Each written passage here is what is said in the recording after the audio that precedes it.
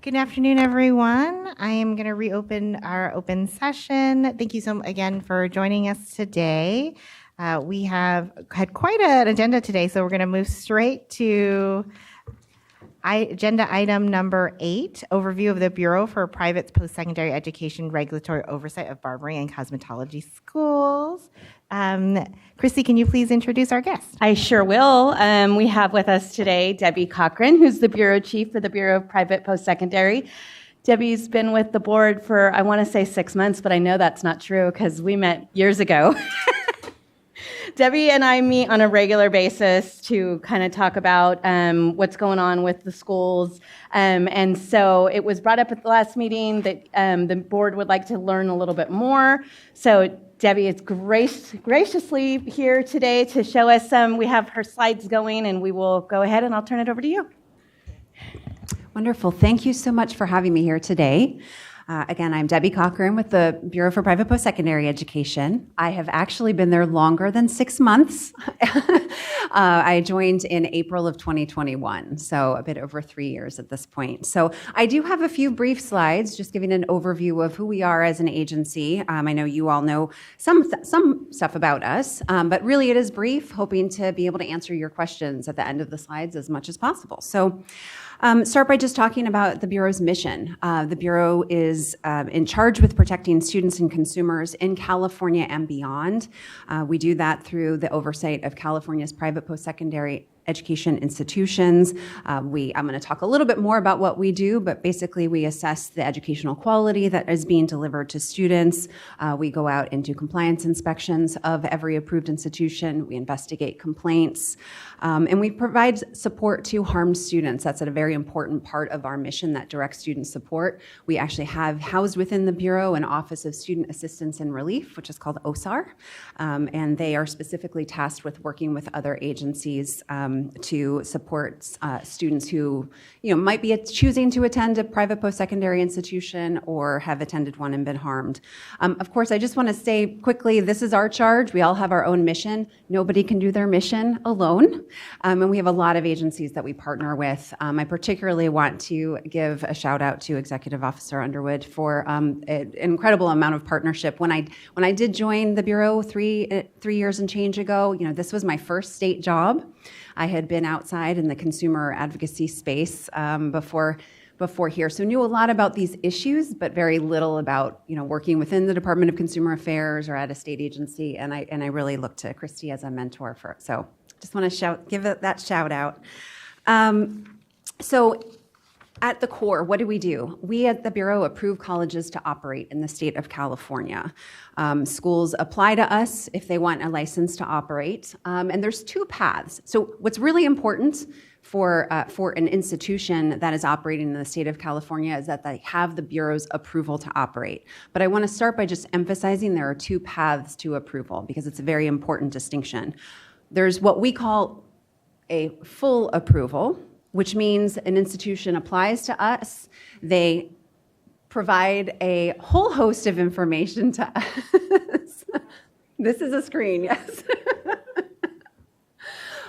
They provide a whole host of information to us on their application, demonstrating that they can meet the minimum operating standards. In our act, which is the Private Post-Secondary Education Act, the law outlines that institutions approved to operate by the Bureau must meet a whole set of minimum operating standards. I'm going to talk about those in just a minute. So most schools, when they're applying to us, they have to show us that they can meet those minimum operating standards. And so it's a fairly lengthy, intensive process to get an approval to operate from the Bureau. That's path number 1. Path number 2, much easier, and it applies only for accredited institutions. So for schools approved by the Board of Barbering and Cosmetology, that would probably most typically be NACIS as an accrediting agency. Institutions that are accredited by an accrediting agency recognized by the U.S. Department of Education have a streamlined approval path that we call approval by means of accreditation. We shorthand refer to that as ABMA. And the reason why I want to emphasize that is you can see very clearly in the language from the statute here. Full approval path number 1, we review everything about the institution. We confirm that it can meet the minimum operating standards. Approval path number 2, we have to rely on the accrediting agency to have done something functionally similar. We don't do nearly as in-depth of a review, and that's provided by the statute. So a couple other points to highlight just before I move on from this slide. You can see the first couple words here is unless exempted from the Private Post-Secondary Education Act, a school needs the Bureau's approval to operate. That doesn't really apply to schools that are offering cosmetology and barbering programs. Most typically, when you're thinking of exempt schools, you're thinking of long-standing elite institutions, maybe a Stanford University, University of Southern California. So that's not really a relevant concept here, but if you're thinking about who the Bureau for Private Post-Secondary Education is, it's an important aspect. I also just want to mention briefly that we have another set of institutions that are not approved, but they're registered. And those are institutions that are based outside of California, but enrolling Californians through distance education. So similar sort of regulatory construct, looks a little different, not necessarily applicable here. Overall, the Bureau approves to operate about 1,000 institutions, and I would say very rough count is about 200 of them are cosmetology or barbering schools. So on our next slide, I won't go into all of this, but this is actually the list of minimum operating standards that are found in the Private Post-Secondary Education Act. The law provides very high-level standards. So for instance, as you can see, standard number 1 would be the content of each educational program can achieve its stated objective. That's the requirement for the institution. The Bureau further articulates what that means through regulation. And this is what we're looking for when we're assessing whether an institution can get a license to operate or whether that license or approval should be disciplined.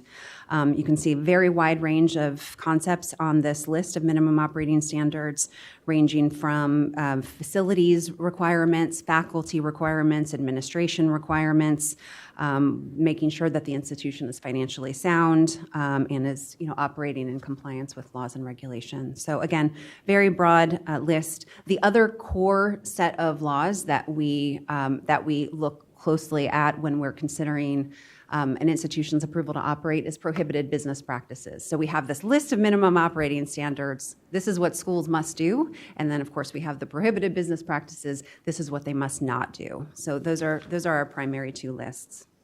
Now, how do we look at any of these issues? We have a few monitoring mechanisms that we routinely use.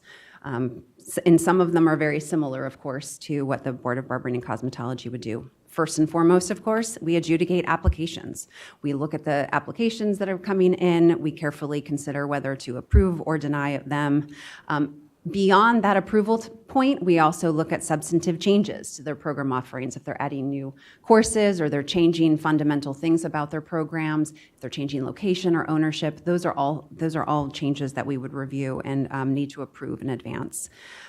Every institution that is approved to operate by the Bureau must receive 2 compliance inspections from the Bureau every 5 years. And the law outlines that one of them is announced and one of them is unannounced. Additionally, we investigate complaints. The Bureau receives about 1,000 complaints from students every year, and we investigate those complaints and take disciplinary action as warranted. And then finally, we receive annual reports from every approved institution. This is by December 1, schools must report to us a whole host of information about the institution as a whole, as well as every one of their program offerings and what types of student outcomes we're seeing from those programs. The law further requires the Bureau to use that in shaping its enforcement efforts. Right? If the data reported to the Bureau is full of red flags, maybe 100% of students are graduating, 100% of students are getting placed in really high salaries in a field that doesn't normally see high salaries, that might be a red flag that we want to look at the truthfulness of those statements. So these are our monitoring mechanisms as we're looking at compliance with the law. I also just, again, want to give a shout out to the Board of Barbering and Cosmetology because especially on these first 3, we're pretty routinely in touch with each other when it comes to looking at applications, making sure that they have the requisite approvals from our respective agencies, and again, routine communication around compliance inspections. Kind of when we're going out to a school, want to make sure that we're sharing information about red flags as needed. And then, of course, when we find information and we see problems, what do? We have a few enforcement action types. Again, many of these similar to what the board has. We can deny an application if the school is not showing that it's meeting minimum operating standards. We have a concept called a notice to comply, which is something that is triggered by a compliance inspection where the inspector finds minor violations, maybe something that can be pretty easily fixed. The school is left with a notice to comply, and they have 30 days to fix those minor problems. Anything that would be a material violation would be treated a bit separately. That would actually result in a citation. So a citation can be issued to an institution, and it can have an order of abatement and or fine when material violations are found in a compliance inspection or any violations are found at any point.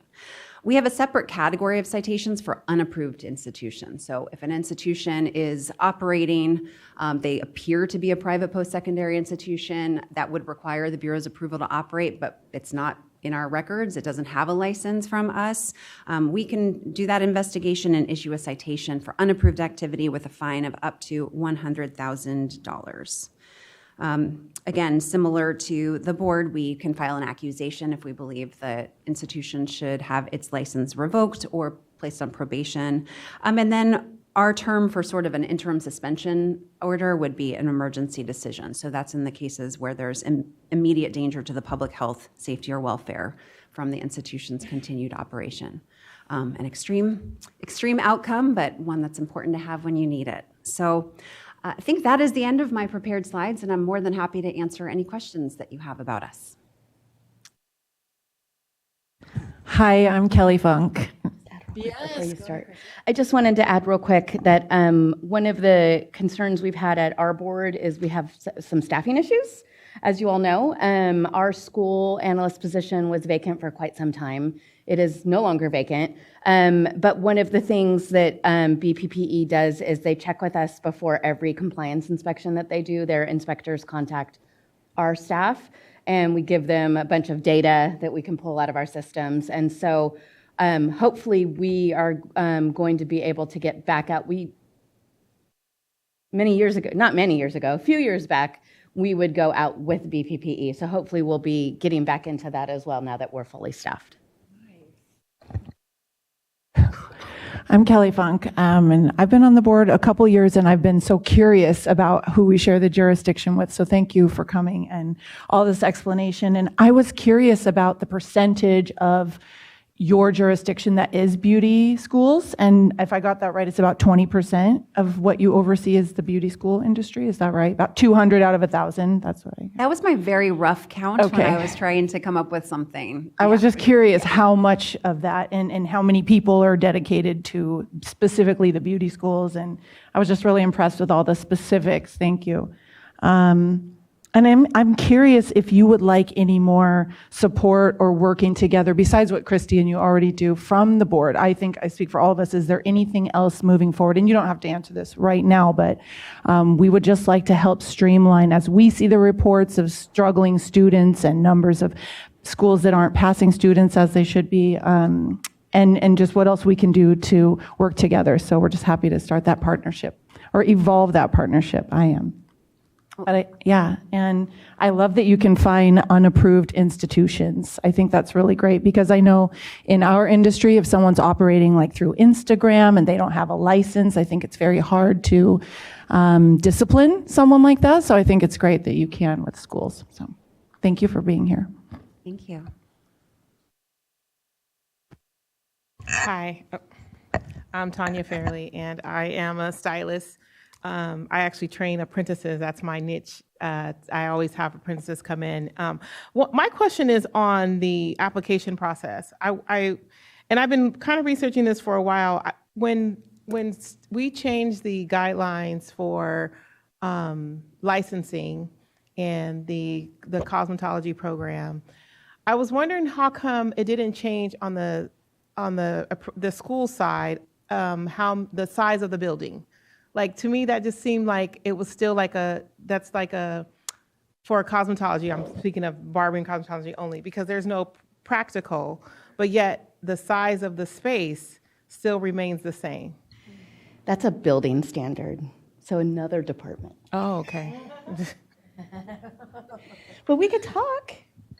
I just think, right? I just think that if that whole thing has been removed and the requirement is you have to have a 3,200 square foot space that takes 5 years to get approved and you got to pay rent on it, why does that have to be a hindrance in the process for becoming a licensed school? Completely out of both of our jurisdictions. All but right, well, thank you very definitely much. not something we can't talk about, because, it's another department we can work with, for sure. As you can see, this is a very exciting topic for all of us. We've been waiting for this presentation a long time. Are there any other questions on this side of the dais? Okay. I do have one question. I would just love to hear more about kind of like, if we could just kind of get a realistic view of like the lay of the land and some of the challenges for, following up with enforcement. And I think the concerns that we always have are, approval, like rate of passage rates for schools, and I think that's the main thing. And then just the content of what's being taught. We're always questioning this, and we're just wondering what realistically, what are the obstacles to getting a handle on what are the things that we can actually work on? Yeah. And I apologize, that's a big question. So this is an ongoing conversation, but I just wanted to raise that because it's a topic of conversation that we have constantly. And I know there's a committee that is also looking into this. And if I could just, if you don't mind, Debbie, real quick. One of the things that we've changed with our pass-fail rates that we'll talk about in just a minute when we get to our executive officer's report is running our data by first-time test takers, which has really changed not really changed, but it's improved our test scores. But what we've done in our office recently is gone back through every single one of our schools and ran their test results by first-time test takers, because what we've been seeing is all their test takers. And unfortunately, sometimes they're taking the test 4 and 5 times, and that's bringing their overall percentage down. And so Debbie and I have talked about that, and we are actually going to be setting up a meeting with our teams so that we can, because now we've narrowed the list of schools of who we are really concerned with.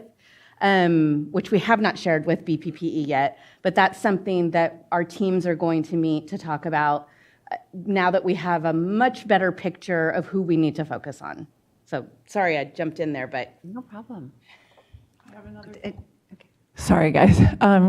Kelly Funk, esthetician. When I first came to my first board meeting, I was excited about talking about evolving how extractions are changed specifically for the aesthetics program in California.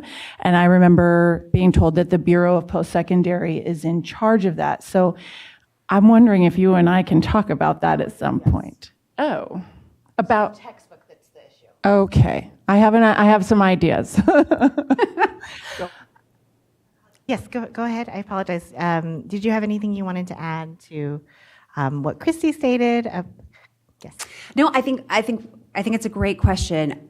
We saw on the slide the outline of the minimum operating standards, and similar to the board, we don't have a bright line standard in our laws where you would say this many students have to graduate or get placed or anything like that. That said, the law does specifically, I think, and rightly so, require that we use data to inform our enforcement efforts. Because if we are seeing a school where students are graduating but not getting placed, it has to raise questions about whether the education being provided is the right education, whether the faculty qualified. Are they enrolling appropriate students, or are they enrolling students who weren't a fit for that program in the first place? All of those components are very much part of our laws and regulations. So I think one of our challenges, and it's not insurmountable, but is that we do need to go back and connect those dots in a way that's not necessarily as tightly tied to outcomes as we might like. And of course, then we have to document that we would see problems. In many of our cases, of our investigations, the result is actually mediation with an institution. For instance, if we went out and we saw some sort of issue with the curriculum, or maybe there was a faculty member that wasn't qualified, it might not necessarily result in documented discipline. It would depend on the situation and the facts at hand, as well as the violation. But there's often an ability of the Bureau to engage in a kind of an exchange about what's going on and how we can improve the process for students. Thank you. Are there any other questions on this side of the dais? Nope. Okay. All right. Thank you so much for the presentation. Do we public comment? Okay, great. All right. I think that's it. Thank you again for your time. We really appreciate it. Thank you for having me. Okay. So we took the agenda a little bit out of order, so I'm just going to circle back. Agenda item number 4, board member updates. I'm going to ask to defer that till our next meeting. Thank you. Christy, do we have a presentation from DCA, agenda number 5?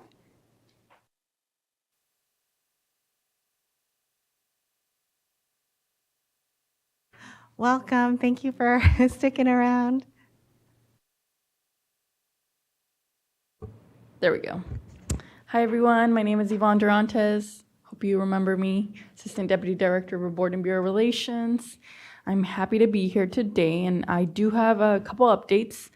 And on July 31st, we did send out the bi-monthly BBR updates to the President and Vice President, so you should have received those on the 31st. And so any of these items, I'm happy to answer any questions or repeat any of it as well.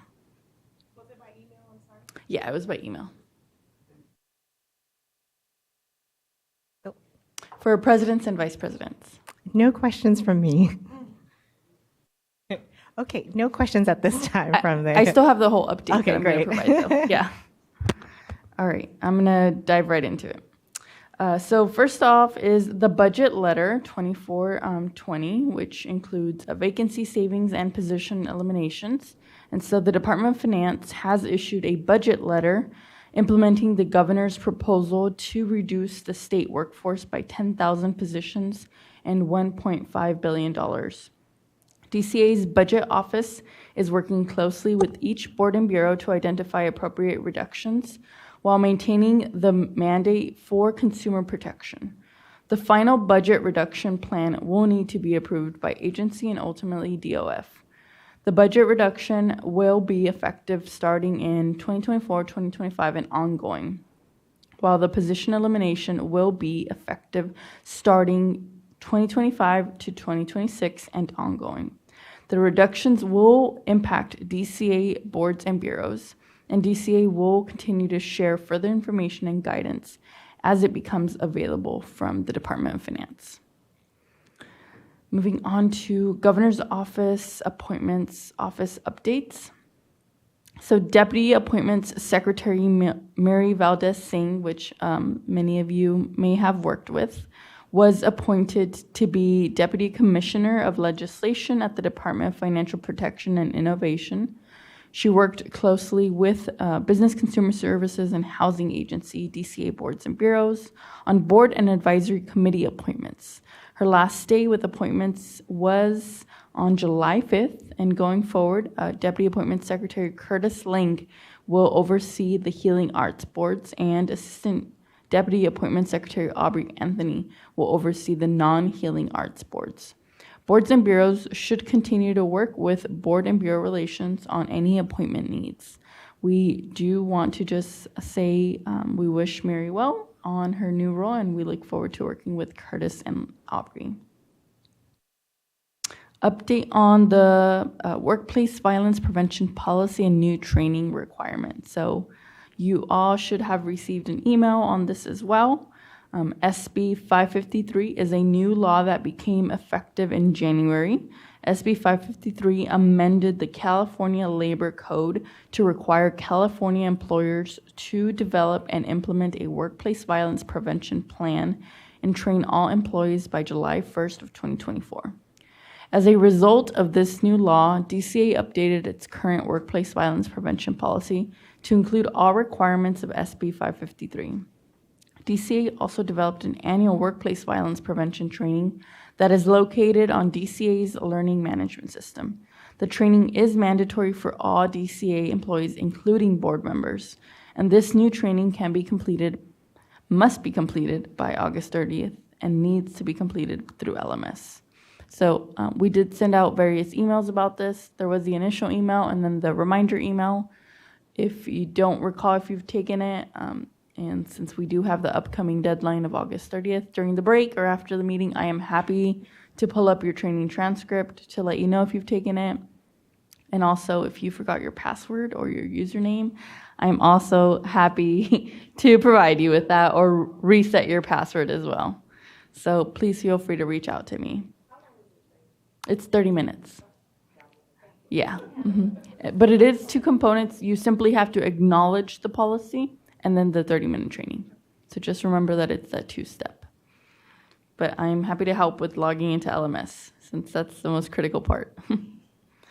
Moving on to board member orientation training. So if any of you have been appointed or reappointed within the last year and have not completed your board member orientation training, the next one will be held on October 22nd, and it will be held virtually. Moving on to licensing resources, webinar for military service members and their families.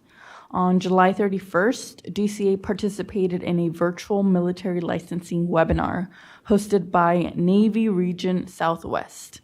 The webinar showcased DCA military licensing resources to active duty military, veterans, and military spouses throughout California and Nevada Navy bases. DCA's Deputy Director of Communications provided an overview of licensing resources, and DCA's Deputy Director of Information Services provided a demonstration of the Federal Professional License Portability and State Registration online portal.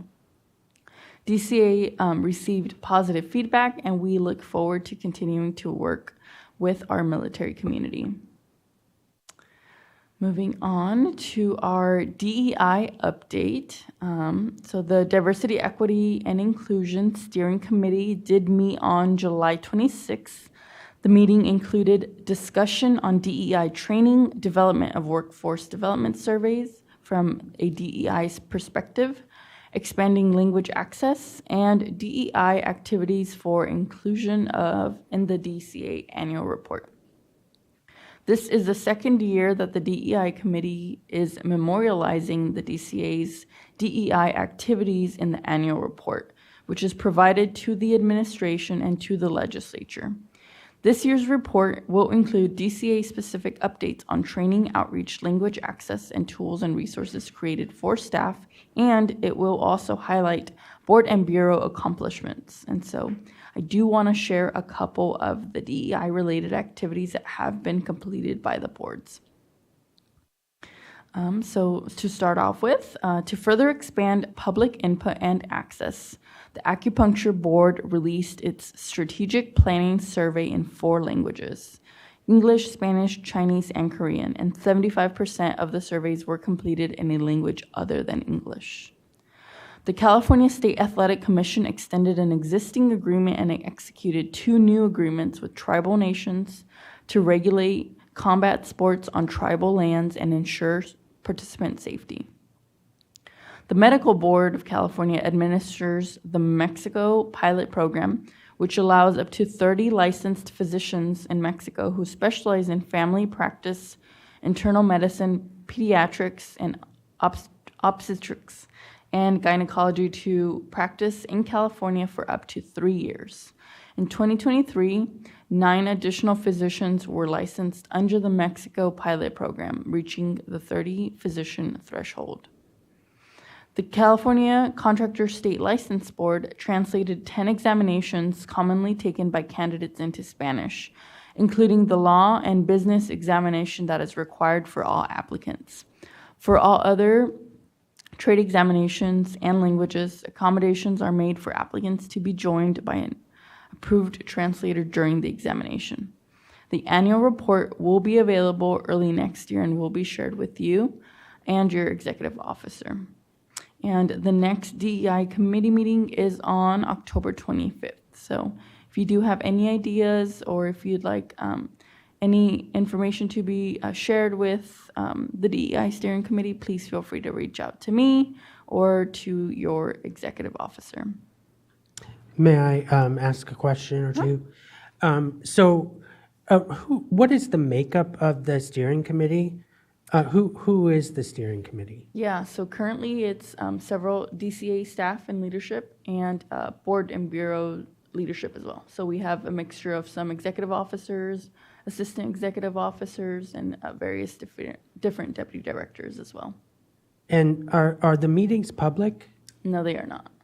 Okay, so they're just for the people on the committee? Yes. But the reports that come out of them are given to us, or how does that work? So, given that it is a steering committee, there's like things that are brainstormed during the meeting and then executed, and that's all that's shared with you. So all that is shared with you. Okay. So for example, one of the things that we discussed in the committee meeting for some time was like the hiring principles. So all that was discussed during the meetings and then produced and then shared with you guys. Okay. I got confused with the recent one because, as you just did with the October meeting, you told us the date of the upcoming meeting, and I assumed we were being invited or something to the meeting. And so I just wanted to clarify what these DEI meetings are about and how we might be able to participate. We have our own DEI committee here on this board, and I'm assuming if there are ways that we can work with you all on any of that. I don't have it offhand right now, but we do have like a fact sheet on the mission of the DEI steering committee that we have, and I'm happy to share that with you.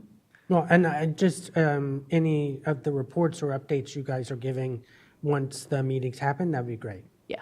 Thank you. All right. I have one more update, and I'll let you be.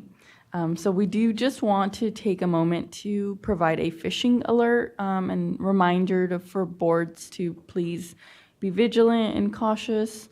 We've had several incidents, again, with various different entities just, trying to phish, so trying to pretend to be someone they're not. So we just want to take a moment to remind you all to please make sure that when you receive an email that appears to be from either DCA or something in regard to your board, to please take the time to look at the email that it's being sent from, look at the content, especially if they're asking for money or confidential information. So just wanted to provide that reminder, and that's all on my end.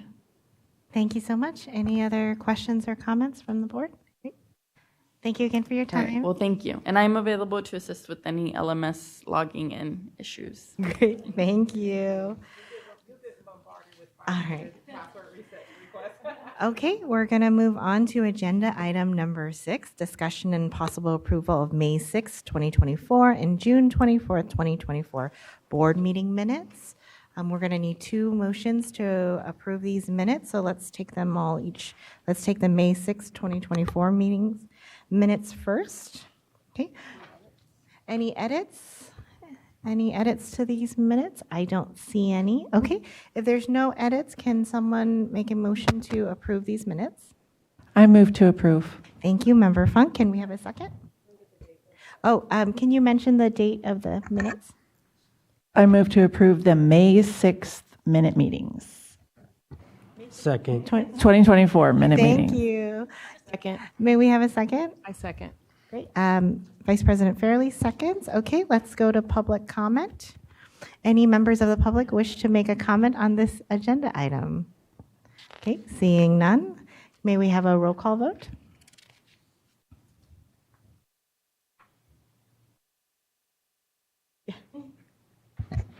Callie Mae Pham, Yes? Tanya Fairley, Yes. Megan Ellis, Yes.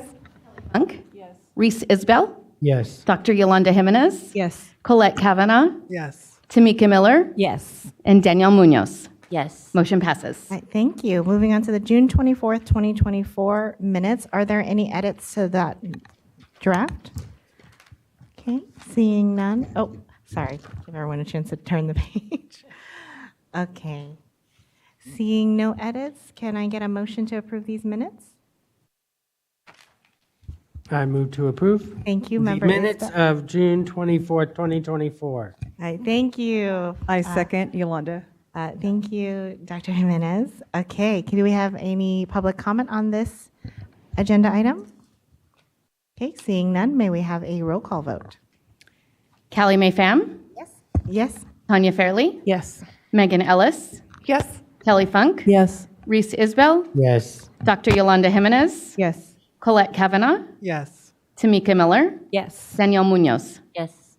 Motion passes. Thank you. Moving on to agenda item number 7, executive management reports. Christy? Thank you. I will kind of breeze through this pretty quickly. Nothing too outstanding. If okay with the members, I did want to say that I do have a new assistant. She has reached out to you all, Monica Burris. Unfortunately, she had a pre-planned vacation. She's on the beach in Kauai right now. So you will meet her at our next board meeting. One of the items that I did want to bring up briefly to you is the work that we've done with regarding the apprenticeship program. As you all know, it's been kind of an issue we've been talking about for quite some time. And we do have some information that we've discussed under our enforcement report, which is on page something. I wanted to let you know that we are meeting regularly now, my team and DAS, the Division of Apprenticeship Standards. We have made more progress in probably the last 4 months than we've made in my entire 19 years. So this is very good news. There was a turn that definitely has made things go so much better. And one of the things I wanted to share was that I've been mentioning that I will have a full report to the board in our November meeting about the apprenticeship committee or program, and I will. But I will say that 3 months ago, I thought that report was going to say something different. I really thought I was going to make a recommendation that the apprenticeship program doesn't belong in barbering and cosmetology. Addison Beach, who's one of our enforcement managers, and I had the opportunity to attend one of our committees at a sponsorship, one of their committee meetings, and we were incredibly impressed with the passion that these people had for their students. Do they need to improve their pass rates? Yes, but they're actually on their way in the right direction. We've met with this program. We saw their business practices. DAS invited us to this meeting, and we were very impressed. And I think that was just one committee. So we know there's others out there that are doing a good job and really want to do this the right way. And I can tell you, there are some that are doing it the right way. And now that we have vividly seen who's doing it the wrong way, the tables are turning. And so lots more to come in the next meeting. We have withdrawn approval of four program sponsors. 3 didn't have any apprentices, maybe 1 apprentice, but 1 had 40 apprentices. There are 40 apprentices that were impacted by a program sponsor who had lost their LEA, so they had no educational support to run their program. And they knew it. It had been lost for some time, and so we were able to withdraw that approval. And since we're in the process of working with those 40 apprentices, I would say most of them have been replaced into a different program. We have worked very closely with some of the other programs, trying to get them to be kind to these apprentices because they may have already paid too much at a different location. So that is happening. There is something new every day that myself and Addison and Carrie are dealing with on the apprenticeship program. It's what we've honestly been spending probably about 35 hours a week on. And I just think that we have made such huge progress. The Division of Apprenticeship Standards is really changed its tune and is helping us and helping educate us. Last week, we had our first meeting with an LEA, so that was even better. We had an LEA, and we discussed their pass scores of their apprenticeship programs that they have. And so we're going to be meeting with all the LEAs. So it's been a lot of work on our end that we weren't prepared for, but I think it's going to result in good things in the end. Thank you. I have a question, Christy. Yes. In regards to what you said about the 40 students that were apprentices that were misplaced and they paid their fees, is part of your joint efforts to make sure that schools are in compliance with the fees that they are charging? And if that is the case, how is that being, or is that something you can tell? It's like, how is that being? It's definitely something we're working on. I can tell you that one of the issues that has been discovered is you have an apprentice program sponsor and they're basically franchising out. And they're franchising out to individual training programs. These training programs are charging the apprentices, who's already paid probably $2,500, which is usually the going rate, to get into the apprenticeship program sponsor. But then they, in a sense, farm them out to a training facility. These training facilities are charging for everything. Every administrative fees, textbook fee, all kinds of fees, additional classes that are not required. So now we're cracking down on those. We sent a letter out last week to approve sponsors because they're advertising as apprenticeship programs. Not usually, most of them have a Facebook or an Instagram, and they are advertising as Christie's apprenticeship program. Come enroll with me. So that's our goal this week. That's our goal last week. We have notified the sponsors, and out of our 40 plus approved sponsors right now, we have 9 that are doing this business model, and they're ripping people off, to be quite honest. They're paying exorbitant amounts of money, and the apprentices don't know. They're being told to go to this place that looks like a school. We're also working with the BPP on this as well, because technically they're an unapproved school. They try to post all their fees as right under $2,500 because then they think the BPPE won't get involved because that's their threshold. But what they're doing is you have to pay for this, you have to pay for this, you have to pay for this. So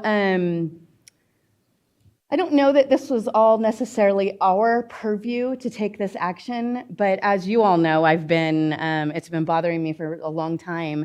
And so now we're doing what we can to stop this business. They're operating as unapproved sponsors. You can't, it'd be like if you had an establishment license and I'm just gonna open my establishment and say, but I'm doing it under your license. That's what, in my opinion, and we don't let schools do that, we don't let establishments do that, and unfortunately, this apprenticeship program has blown up. We have confirmed with DAS that it's not allowed, and the LEAs are approving these additional training facilities, and the additional training facilities are fine. They just can't charge these students mandatory fees and enroll them. They have no right to enroll a student under Christie's apprenticeship program. So a lot more to come in the next month for that. At the next meeting for that, we'll have a pretty extensive update. Thank you, Chrissy. Is there other things you'd like to go over under the executive manager report today? I just wanted to follow up on what was said, that we are going through a vacancy sweep right now. This will impact our board. We are looking we're working diligently on this. We have, I believe, about 8 vacancies in our board right now, which is not a lot compared to what we've had in the past. So that's good news, but we are working diligently with Department of Consumer Affairs Budget Office on how this is going to impact us, so you'll be hearing more about that as well. I was gonna add, that was my next question about the 10,000. She said 10,000 Statewide. Okay. And so when you say impact our board, does that mean freezing, bringing on additional board members, or? No impact to board members. It's our staff, where if we had a vacant position, we have to figure out how we're going to survive without those vacancies ever being filled. Okay. Thank you very much, Christy. Let's open it up for public comment. Any members of the public would like to comment on these executive management reports? Nope. Okay, moving on. We've already handled agenda number 8. For agenda items 9 and 10, these are presentations by staff, so we are going to defer them to our next meeting. Moving on to agenda item number 11. Back to you, Christy. All right, number 11, we only have 2 bills that are moving through the process. These are listed just to let you know what had happened with those bills, which you might already know. AB 2166, the hair types and textures, that bill is on the Senate floor. And It's had great success. We expect it to go all the way through. And SB 1451, which is a cleanup of our hairstylist fee. We don't see any issues with these bills going through. All the other bills have been either made into 2-year bills, like the African American exemption or expediting. We would think we might see that more so next year, but none of the other bills are moving. Thank you, Christy. Any questions or comments from the board? All right, let's open it up for public comment. Any members of the public would like to comment on this agenda item? All right, seeing none, let's move on to item number 12. Back to you, Christy. And item number 12 was just an update. There is no action needed by board members today. All of our regs are moving in process. We have 2 staff working on regs, and so probably at our next meeting, we'll have more of a solid update on where those stand. Thank you, Christy. All right, moving on to, actually, let's do any public comment on item number 12. Nope, seeing none, let's move on to, all right, item number 13, public comment on items not on the agenda. Are there members of the public who'd like to make a comment? Given our agenda today, we are limiting public comment to 3 minutes. Welcome. Now I'm on, thank you. Jamie Schrabeck, Precision Nails. And while I'm at a board meeting speaking to you, I'm really wanting to speak to everyone who's a licensee, whether they're an establishment licensee or an individual licensee. And that is, I've had the privilege of coming to these meetings for nearly 18 years. And that's because you have these meetings in public and anyone can show up. You don't have to be a member of the industry. You could be a member of the public to listen to how you proceed and prioritize what it is that affects this industry. But quite frankly, for next year, when you have a sunset review, if the legislature doesn't deem this board necessary or our licensure, we're not going to have these meetings anymore. There won't be laws and regulations. And so all this effort that you've put into your procedures, your practices, your policies, they won't matter. And that really frustrates me. And so I am urging everyone in this industry to get involved. You don't have to come to the meetings if you can't get here. You can watch them online, but most importantly, you can vote. And if you're not sure you're registered to vote, check. If you're not sure you're eligible to vote, check. But please vote because our legislature represents us. And if we value our industry and value our licenses, then we need to participate more. Thank you. Thank you. Thank you very much for that message. Are there any other members of the public who would like to make a public comment? Okay. Just so you know, that's the rest of it's all staff. Okay, moving on to item number 14, suggestions for future agenda items. We already have some things today that will appear on our next agenda.